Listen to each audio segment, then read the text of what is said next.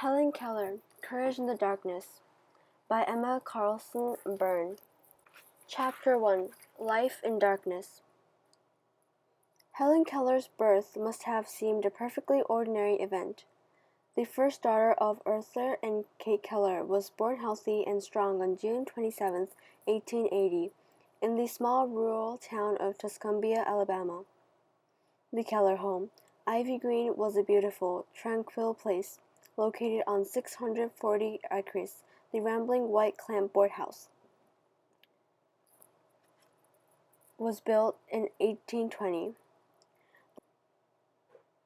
The grounds were full of magnolia and mimosa trees, dropping their petals on the lawn and perfuming the air with their scent. Helen's father, whom everyone called Captain, had been a soldier in the Confederate Army during the Civil War and was a proud Southerner. He was an avid hunter who loved his bird dogs like family members. Though Captain Keller came from an old Southern family and was trained as a lawyer, he struggled to make ends meet after the war ended. Keller planted cotton to sell and edited a small newspaper called North Alabamian. Kate Adams Keller was a young woman from Memphis, Tennessee, when she married the 42-year-old Captain Keller. Though Kate was also a Southerner and her father a Confederate soldier, Kate's roots were in the North. Her father had been in Massachusetts, and the family was related to the famous founding father, John Adams. Life was probably not easy for the pampered young Kate after her marriage. Many Southerners fought poverty and economic hardship during Reconstruction and the period immediately afterward. The people of Tuscumbia were no exception. The Keller family was comfortable but not well off and could not afford to keep very many servants. Kate spent her days tending the large vegetable garden on which the family depended, raising chickens, ducks, and turkeys, doing dishes, boiling water for laundry, and making her own butter, lard, and bacon from the livestock on the farm. Life-changing illness. Even when she was a baby, Helen's family could tell that their daughter was smart. At the age of 6 months, Helen could already say "How do you do?" tea, and "wah wah" for water. Soon she was able to toddle after her mom, probably clinging to her mother's skirt as Kate went about her household duties. Like most babies, Helen probably spent her days exploring the new, fresh world. She no doubt played with spoons, pots and pans, and wooden rattles. It is easy to imagine her running on little feet from one end to the other of the house, occasionally tumbling over a stool or a shoe in her path. However, these happy, exciting days ended in February 1882, when Helen was 19 months old. Helen had become ill with what was probably scarlet fever. Helen's own doctor recorded that she had a severe congestion of the stomach and brain, and that she had brain fever. Some historians believe the sickness was meningitis. Most believed scarlet fever was the likely culprit.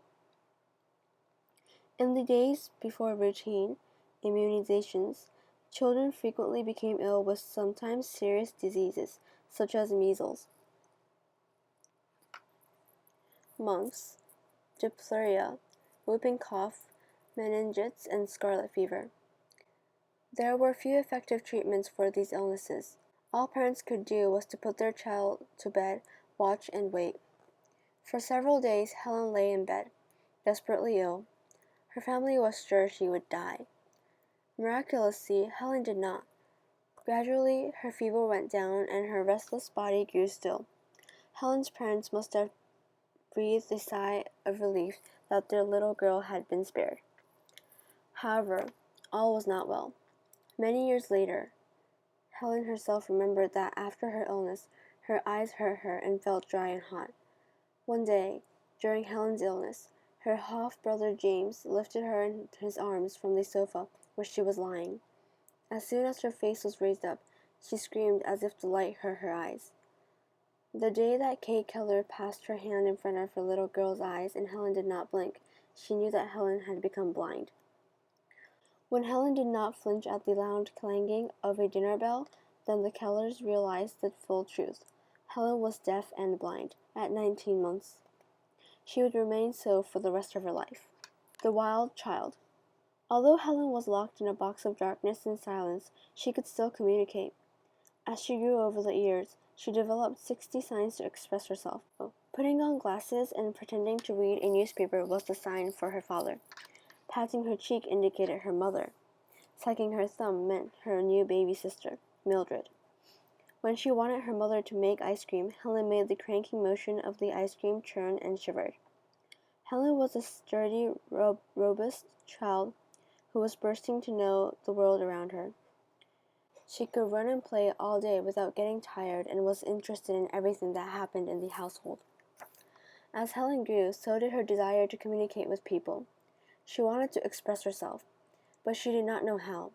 She would throw horrible tantrums when she was frustrated, breaking dishes and throwing them across the room. To make matters worse, the Kellers could not stand to deny their daughter anything she wanted. As a result, Helen became very spoiled. When she was refused anything, she would scratch, bite, and hit people. At meals, instead of remaining in her seat and eating her food, Helen would roam around the table, putting her hand into everyone's plates and taking whatever she liked. Sometimes, Helen was actually dangerous. She locked her mother in the kitchen pantry one day while the rest of the household were out of doors and sat on the floor for 3 hours while her mother banged on the door. An even more serious incident occurred when Helen was 5. She was terribly jealous of her new baby sister, Mildred. One day, Helen found the baby lying in her cradle by the fire. In a fit of temper, Helen overturned the cradle, intending to dump the baby on the floor. Kate flew across the room and managed to catch Mildred before she fell. Helen had caught on that other people around her communicated by moving their mouths in certain ways. However, when she tried to imitate them by getting their attention and then moving her own mouth, it had no effect. Helen did not understand what speech was and how it was used. Helen was growing older, and as her desire to communicate grew stronger, her tantrums grew stronger and more frequent. Her family members were covered in welts and bruises from her outbursts. The Kellers were at loss. Clearly the family could not go on like this. What should they do? Was Helen even capable of controlling herself?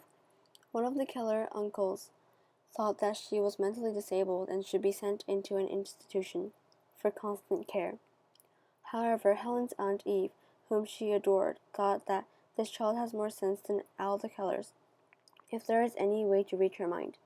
No matter what everyone agreed, something had to be done about Helen soon.